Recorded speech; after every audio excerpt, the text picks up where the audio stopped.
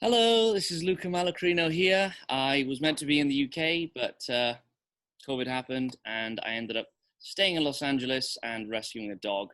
So times change. I am here today, actually very excited to be interviewing and talking with one of my best friends, Kacie Rogers, my best friend, activist, actress, phenomenon, somebody who is very, very close to me. And we are here to talk a little bit about COVID, some of the positive points, and also the Black Lives Matter movement that is happening right now around the world, and especially here in Los Angeles. So, without any further ado, Kacie Rogers, you there? Hello. Thank you for that lovely introduction. I appreciate it. It wasn't very hard, to be honest with you. Yeah. I'm very grateful for you to be here. And wow, that chair looks very comfortable. I'm kind of jealous. It's very plush. It is nice. It's a good chair. Great word, plush. I love it. Yes. I just thought I'd tell some of the viewers a little bit how we know each other. We went to school together when I moved out here 6 years ago for acting. I do remember, actually, I was so nervous to work with you at one point. Oh, God. I lied to you, Kacie Rogers, about taking Night Nurse and pretending that I couldn't remember the lines because I'd taken the wrong drug. So I apologize for that in advance, but I was very nervous. I was so mad at you. I was so mad at you. Oh, how time changes. I know. Aside from being in school, we've also been on stage together, we've been on film together, and now I'm able to interview you about something that I know you are very, very passionate about. So thank you for spending the time today, because I know you're a busy lady, so thanks. Thank you for inviting me. This is amazing. Talk about how things change. Not only can you remember lines, but you're writing for a magazine and interviewing me. Like, what's happening? I don't know, to be honest with you. To be honest, but here we are. First of all, I wanted to kind of talk a little bit about, if possible, COVID. I know, everyone's probably hear the word COVID and think, oh, more doom and gloom. But I wanted to talk a little bit about potentially some of the positives, that either have already happened or might happen. And again, I don't want to sugarcoat this and make everyone think, oh, what's Luca on about? It's all great. I'm not saying that. I'm just trying my best to try and come up with some of the positives that maybe we haven't quite thought about. I've got a few here. If you have any other you want to kind of chime in on, or any personal experiences, feel free. Yeah. The first one that comes to mind with COVID is relationships, especially within family. I have been on the other side of the world for 6 years now. And yes, I speak to my family. I'm very close to my family. However, the idea of doing activities or even FaceTiming or Zooming, Yeah. I'd never done that. I mean, I have spoken more to my family as a group. Like every Thursday for a good period of time, we were doing a group quiz, and we were all on camera together, and we did a cooking class together. And, we did all these amazing things that part of me is thinking, how has it taken a pandemic to do this? Right. And I do think, have you got any experiences like that with, with? Oh my God, absolutely. I've been able to, I've lived in LA for the same amount of time that you have. And before that, I moved away from home for college prior to going to AMDA. And so I was able to spend more time with my niece this year during this time than I have since she was born. And she's just 4. So that's been huge. And like being able to spend time with my family for this long, they're so used to me being on the go, like I talk to them maybe once or twice every other day, Yeah. But just the way that our schedule is. So it's been so nice to kind of come home, find those roots again, like have that relationship with my niece. It's been amazing. Wow. It's so good. Yeah. Great. I mean, I'm glad we're both, in sync, I guess, on that point. The next one, which is, I feel like pretty obvious, but I feel like the hygiene in the world is going to be a lot better because of this. Yeah. My sister recently flew from the UK to Malta, and she was telling me that every single person was wiping down everything. And even, I'm seeing people in, nail salons with, protective gear. And yeah, I just do think, yes, it might be a bit extreme right now, but it needs to be. But, as time continues to move on, I'm hoping that this will help with flus and colds and other, transmitted infections, I guess. I think it will. And I think like what I realized at the beginning of all of this is that it was getting us back to the basics. I was like, Now we're having videos once again that are teaching people how long they need to wash their hands. Like something that we learned, something that we learned as small children, but that you kind of grow up and I guess get too busy. I don't know. I don't know what the world was going through where they couldn't wash their hands, but I was like, if we need these videos, I'm happy that we have them now. Now everyone really knows how to wash their hands. Yeah, so I think watched that video, and I remember my nonna, my granddad. I mean, wow, he would spend a long time washing his hands, and his health was always great. So there's got to be something to it. So it's important. I'm definitely spending longer now from this. The next one, which is a huge one for me, to be honest with you, is the fact that I have had time to genuinely be at home.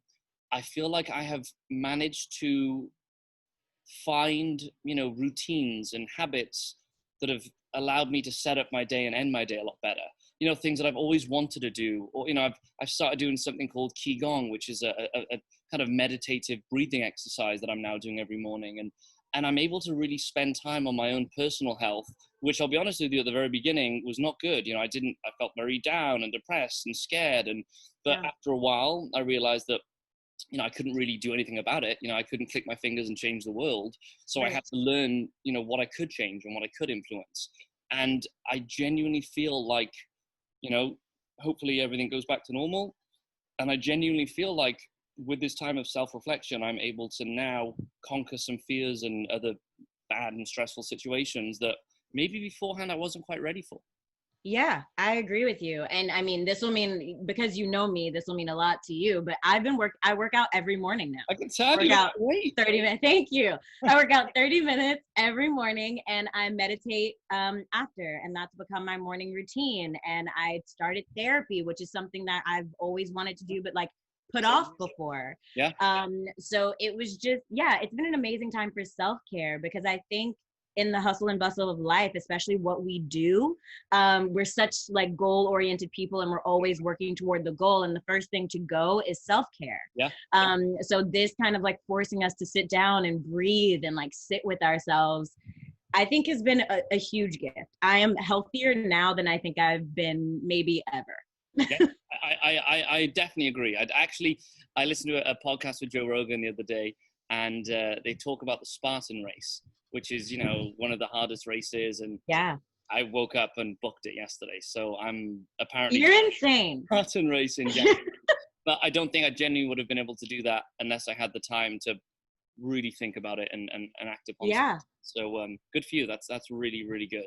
The next Thank topic you. that I'm really interested about is, as an artist, and I hope you kind of agree, people that have wanted to write a script, or people that have wanted to write a book, or people that have wanted to write a song, I feel like they now have some time to be able to do it. And I genuinely think, a year from now, what is that going to look like? How many more movies are going to be made? How many more TV shows are going to be made? How many more amazing songs that have come from places of hardship have come from this era?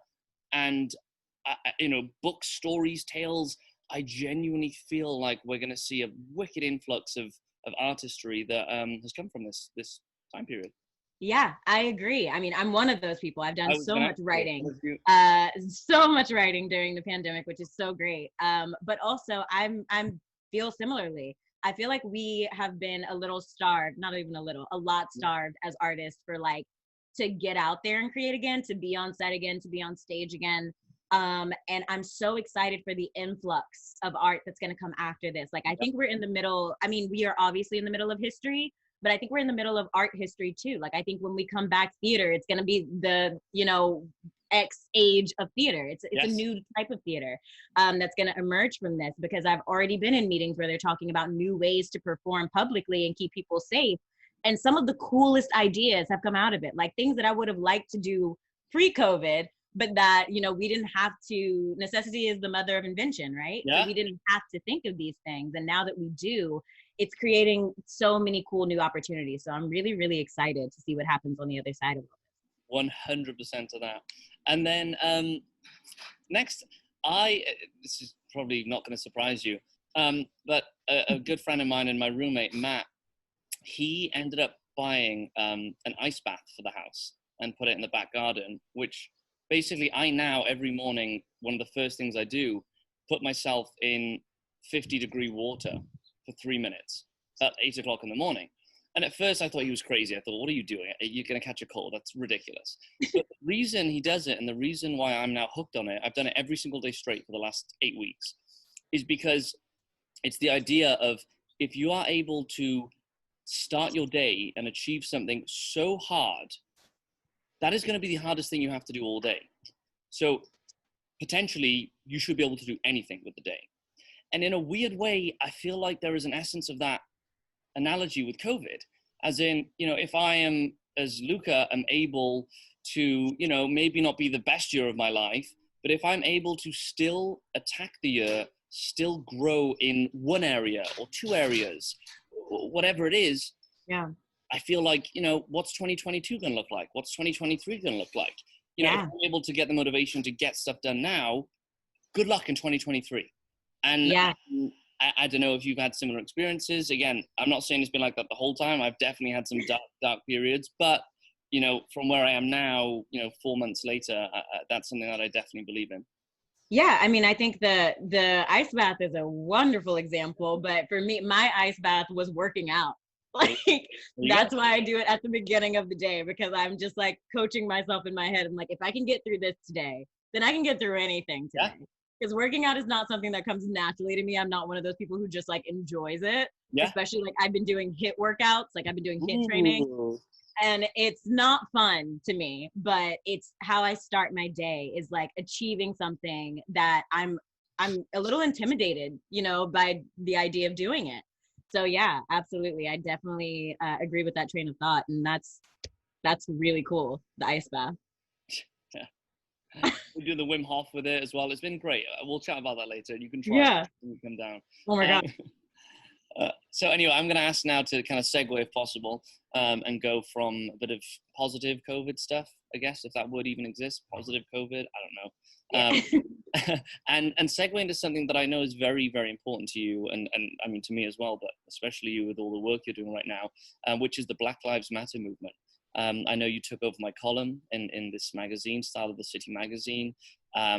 And I'd love to ask you a few questions to get your insight, your point of view, to let kind of people watching what they can do to help, how they can support. So, I mean, is that okay? Would you mind if we kind of chat about please, let's do it. Awesome.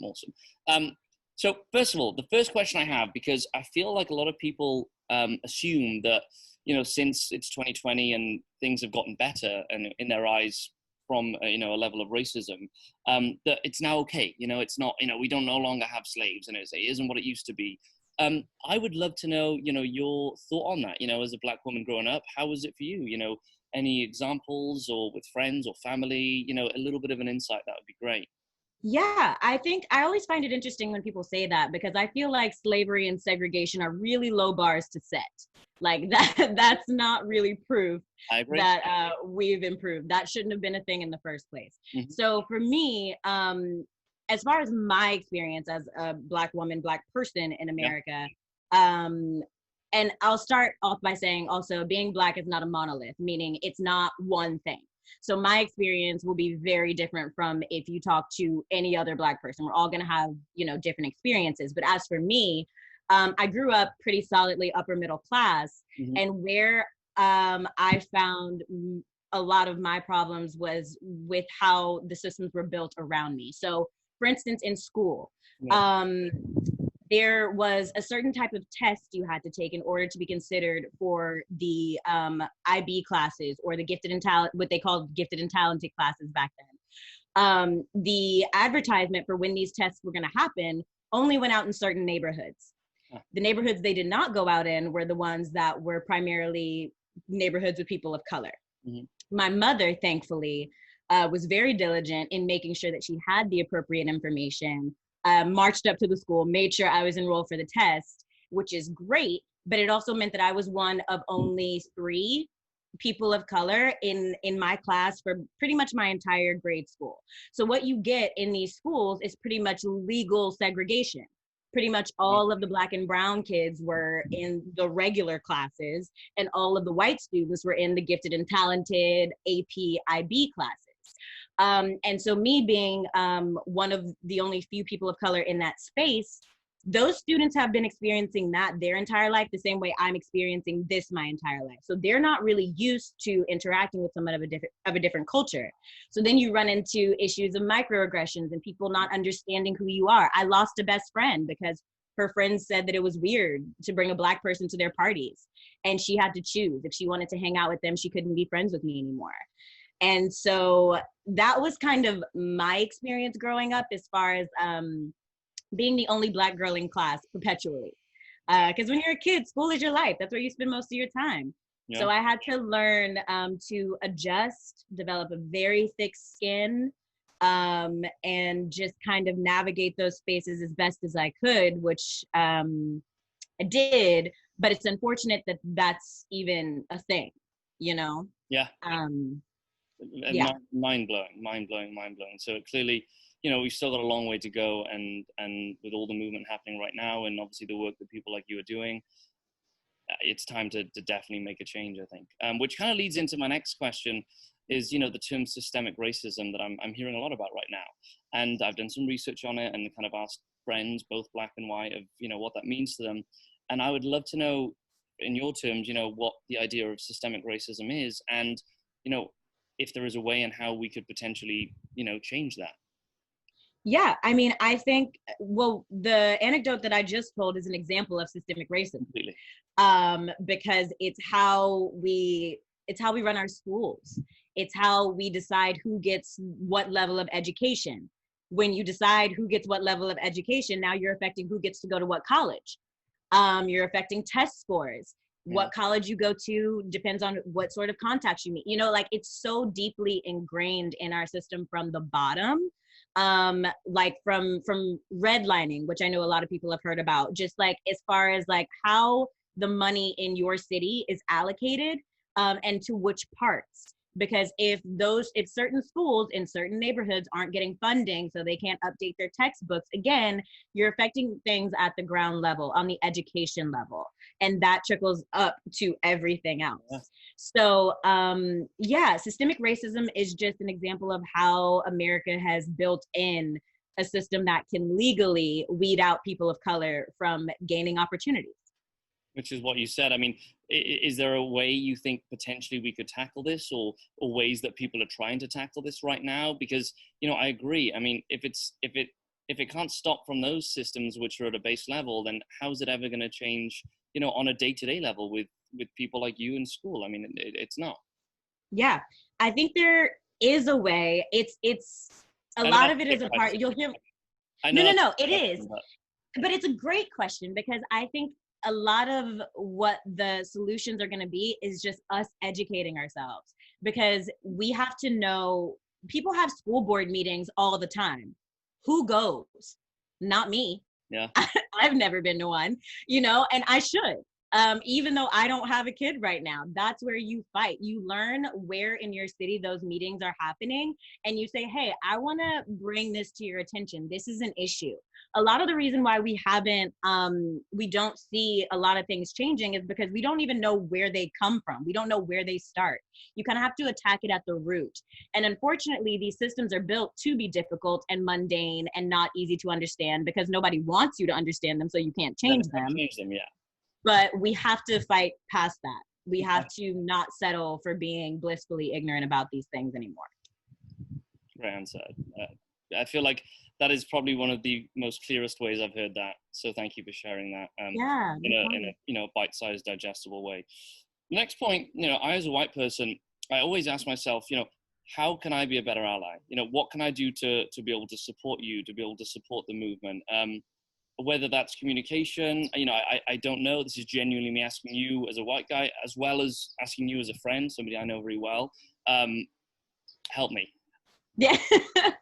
You know? So I always find this question really interesting, and I always appreciate it because I think it comes from a great place. But what I always say is that nobody is going to be able to tell a white person how to be a better ally better than another white person who's being a great ally. So I would say seek out other white people who are already doing the work, just because my experience is not your experience. Yeah. And vice versa. So you're going to understand your cultural background and your privileges and the things that you experience much better than I can, and you'll know where you can come from in order to help. What I can do is I can tell you what I've been through. I can give you some insight into what the problem is. Like the conversation that we just had about like my school experience is a perfect example. You would not know about something like that unless I told you. Now that you do, you can kind of look at your own circles of influence and say, oh, I can help with that. Like I have access to this place. Maybe this person will lend me an ear better than somebody else.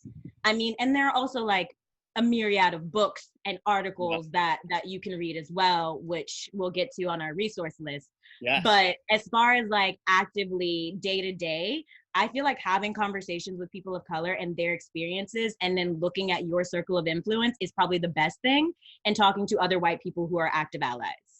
Awesome. Yes. And I think the good thing with that, you know, I've been off social media quite a bit, if I'm honest with you, over the last few months.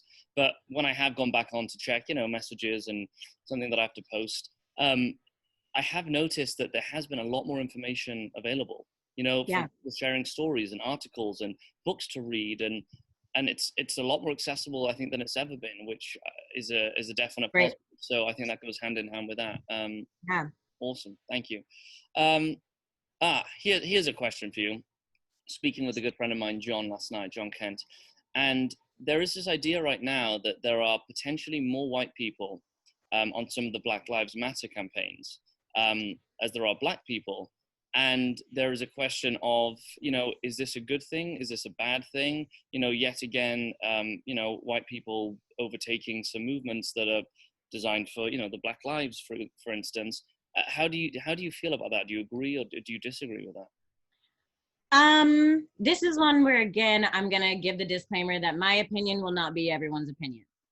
But in that, I say, I think it's a good thing as long as the allyship is correct. I think as long as you are not, as a white person, trying to project your own message or change the messaging, rather than you are there to support and amplify the voices of people of color and say, hey, I'm here with you, whatever you need. Like, I don't know if you saw that video of, there was a white girl, there was a cop who was like rushing at a black protester, a black guy. She got in the way? And she got in between them. I saw that.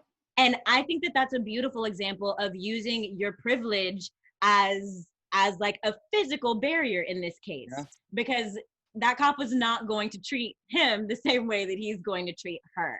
And I think that it's also beautiful because of the fatigue that people of color are feeling. Like, this has been a long and continuous fight. If you look back at pretty much any point in our history, we've been fighting this fight.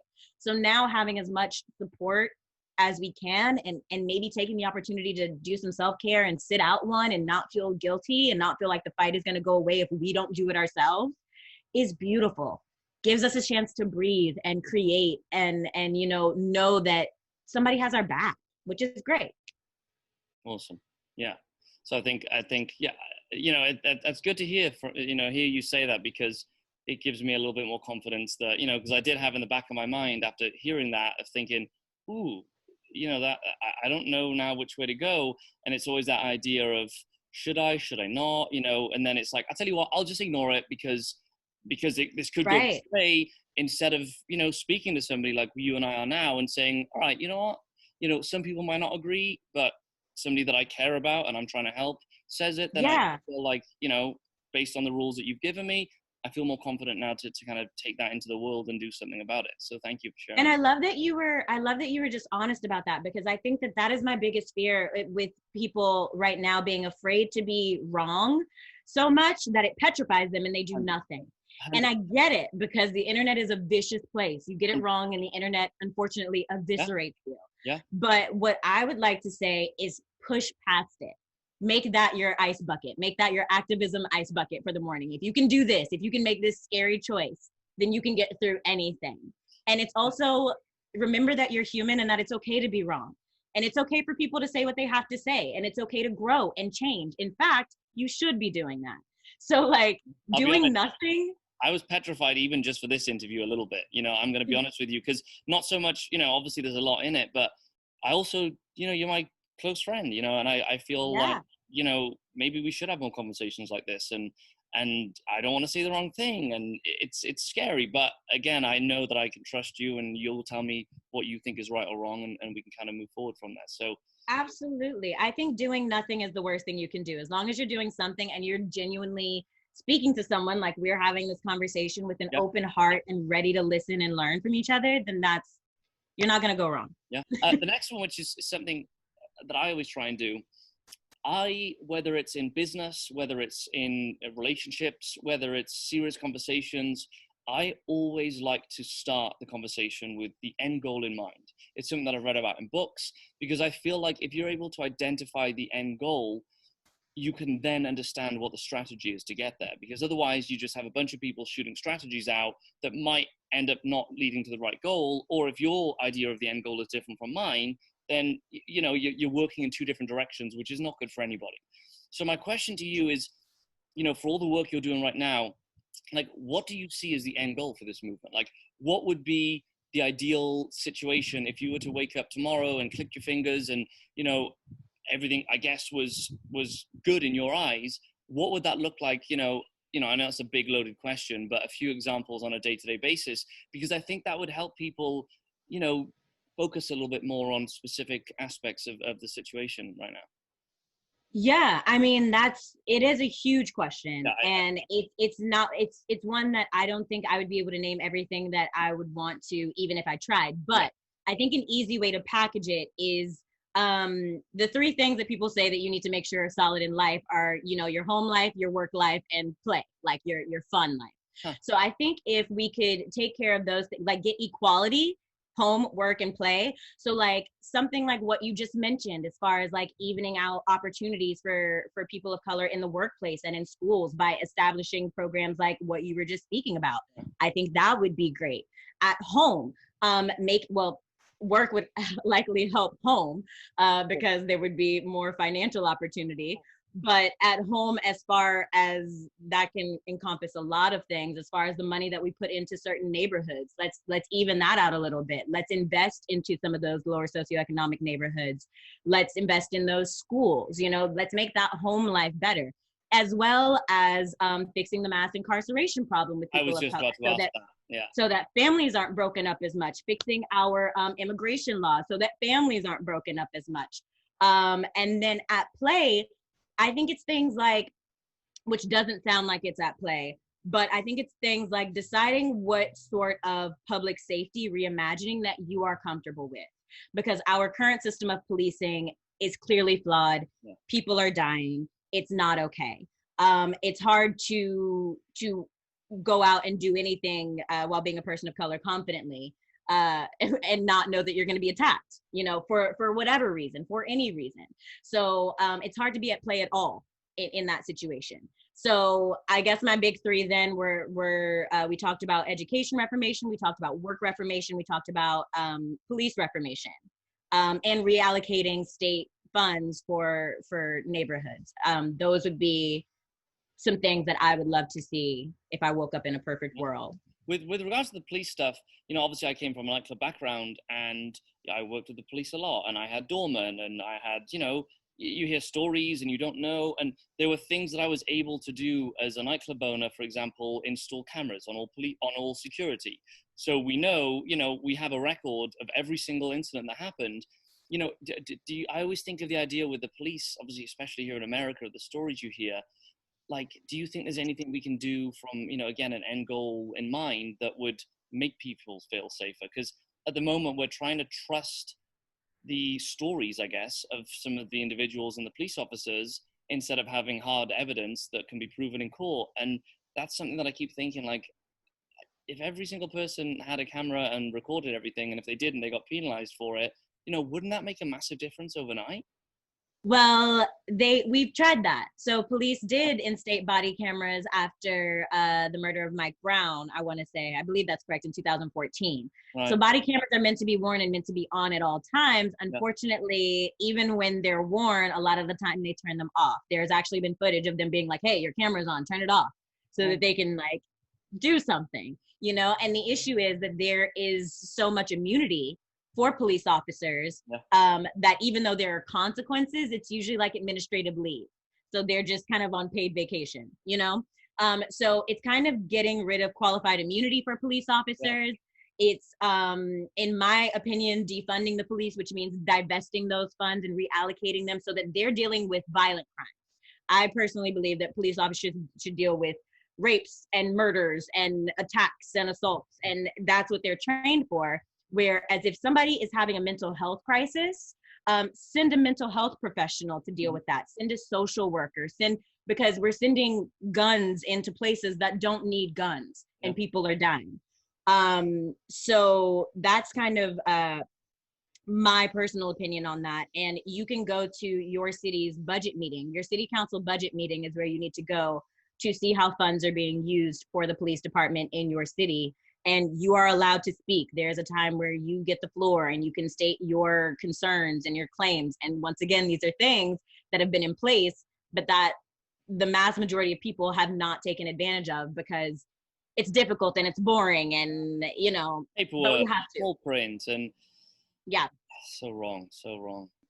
Last but not least, a kind of two-hander just to kind of finish off with. I think I'm ready for a cup of tea or maybe a glass of wine, to be honest with you. Same. And, you know, last but not least, I've got, you know, two questions, I guess, to kind of end with. Thank you for your time again today. Yeah. The first one is, you know, we've discussed a lot of the negatives and a lot of the things that need changing, but I would also like to, you know, I think it's always important to look at both sides and ask you, are there any positives that have come out of this? You know, are there any things that have been moving forward that are good, I guess, that have happened from this? Yeah. Absolutely. I think we've seen international mobilization for the Black Lives Matter movement, and in a way that we've never seen before. So like the original civil rights movement, which happened in the 60s, there was no internet, there was no social media. So while it got national attention, it wasn't international attention. And I think, you know, the more people who are behind this, the more we have power together, you know, so that's a huge thing. And people like Michaela Cole, who is in London and has this wonderful platform to create this show called I May Destroy You, which is now on HBO, which is dealing with race issues and issues of gender equality and sexual assault in the UK, is also wonderful, because over in the States, we you know a lot about our own racial inequality and those issues, but now I'm learning so much about what's happening in the UK in the same way. So like, to me in this time, there's been a lot of, even though I feel like there's a lot of discord, there's been a lot of international unity, which has been something that's given me a massive amount of hope. And people are hungry to educate themselves, which I think is beautiful. And that's how we grow and that's how we move forward. So yeah, that's a big positive that I see coming out of it. And again, I keep seeing it again with like social media, you know, the likes of TikTok and Instagram, and, you know, the fact that people like yourself who have stories and messages that they want to send are able to do that now without having to, you know, film it professionally and try and get it into an account. Like, you can upload it on Instagram TV and share it to the world, you know, which I think is something we've never had before. Which leads me on to my last final kind of closing point. I know you and a group of friends have been working very hard on the Blackboard Collective. Yes. So I'd like to ask you a little bit about what that is and why you've created this collective, and also how the people watching this right now can get in touch, or they can help, or, you know, what they can do after hearing your, you know, great words, how they can carry on. Yeah. So the Blackboard excuse me. The Blackboard Collective is an education, amplification, and resource platform that we started. You've heard me say education a million times during this interview. And it's because I feel like it truly is the starting point to any sort of activism. We can't know what to fix or how to fix it if we don't even know what the problem is or what started it, you know? Like, you kind of have to have that foundation first. And I needed it for myself because I'm an actionable person. Like, I have to do things to help the cause, but I'm an actor. I'm an actor and a writer and a producer. I felt like I had no lane in activism. So in starting this, it was really a way for me to educate myself so that I knew what to do. And I was like, oh, if I'm feeling like this, then I know a ton of other people are too. So maybe while I'm learning, I'll share what I've learned.